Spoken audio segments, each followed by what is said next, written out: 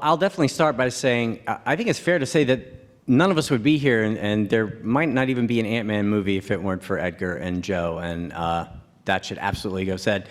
The idea to make Ant-Man a heist movie structure was all Edgar and Joe. The idea of Hank Pym and Scott Lang as mentor and pupil, again, that was all theirs. And also the idea of a movie that all drives toward a third act where the big battle between the good guy and the bad guy takes place in a little girl's bedroom. That was always there from the beginning, and I stand by the fact that I think that's genius. I love it. When I came on, I really came on at the same time that Adam and Paul were starting to do rewrites on the draft.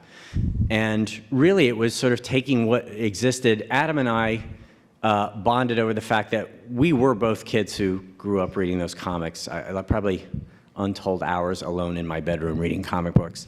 And same for Adam. So there were some elements that had been in the comics that had not made their way into the script that we wanted to bring to it. The idea of Scott doing everything that he does for his daughters from the comics, and that's the imprint we used for the film.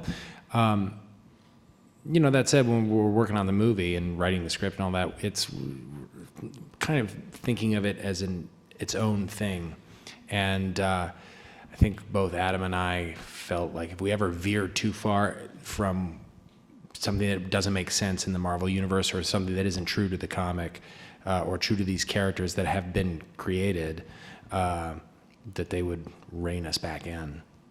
I was not a comic guy or kid growing up, so I didn't know anything about this.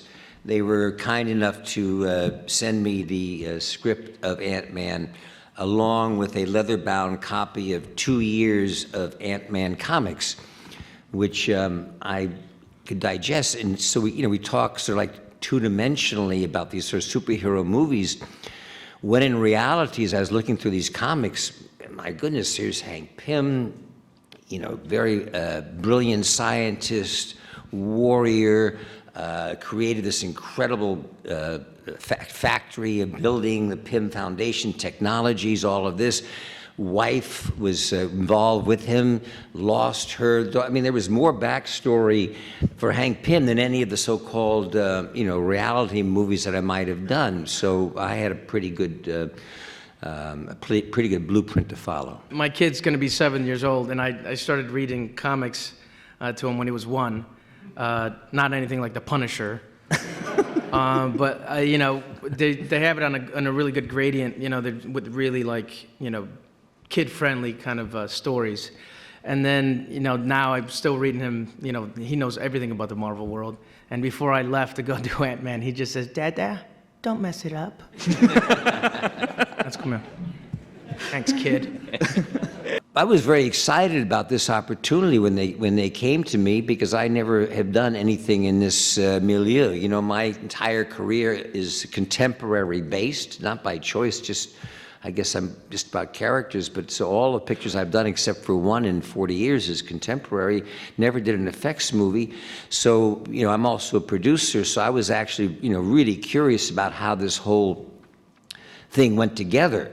And got tremendous respect for Peyton, and keeping all of these pieces together, because as we were filming all together as actors, there was somebody else, there were units that were doing special effects, there were stunts, and there were also people just doing ant point of views, which was pretty phenomenal in the picture. And to be able to kind of juggle all of those pieces together was quite impressive. So I enjoyed the experience. I also have a great appreciation for actors who work with green screen, because there ain't anything there. And you talk about having to play make-believe. So again, Peyton was very good in sort of show you what it would look like, so you get that impression of, that you weren't really overacting, that it really would be, all of that would be in place. And Paul was an anchor for the entire picture. He maintained, he was as steady as he could be, always made all the other actors around him welcome. He gave himself a lot of good lines, but he's entitled to that. I never really thought about that until you said, "Oh, okay, did I? I didn't mean to." Thank you, Michael.